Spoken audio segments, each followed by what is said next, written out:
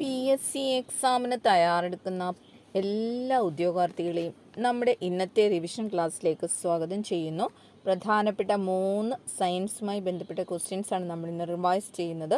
ഈ ഒരു മിനിറ്റ് കൊണ്ട് തന്നെ ഈ ഒരു 3 ക്വസ്റ്റ്യൻസ് നന്നായിട്ട് ബൈഹാർട്ട് ചെയ്യുക. അറിയാൻ വയ്യാത്തത് മാത്രം ഒന്ന് എഴുതിയെടുത്ത് പഠിക്കുക. തലച്ചോറിൽ ഡോപ്പമിൻ എന്ന നാഡീയ പ്രേഷകത്തിൻ്റെ ഉൽപ്പാദനം കുറയുന്നത് മൂലമുണ്ടാകുന്ന രോഗം പാർക്കിൻസൺസ്. തലച്ചോറുമായി ബന്ധപ്പെട്ടുണ്ടാകുന്ന രോഗമാണ് പാർക്കിൻസൺസ്. മനുഷ്യ ശരീരത്തിലെ ഏറ്റവും കാഠിന്യമുള്ള ഭാഗമാണ് പല്ലിൻ്റെ ഇനാമൽ. ഉമിനീർ ഗ്രന്ഥികളിൽ നിന്നുണ്ടാകുന്ന എൻസൈമുകൾ ഏതൊക്കെയാണ്? 2 എണ്ണമുണ്ട്. അത് ഏതൊക്കെയാണ്?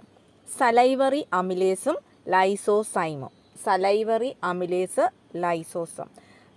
നന്നായിട്ട് പഠിക്കുവാണെങ്കിൽ ഈ 3 ക്വസ്റ്റ്യനും ഇപ്പോൾ തന്നെ പഠിച്ചെടുക്കാവുന്നതാണ്. എല്ലാവർക്കും വിജയാശംസകൾ നേരുന്നു.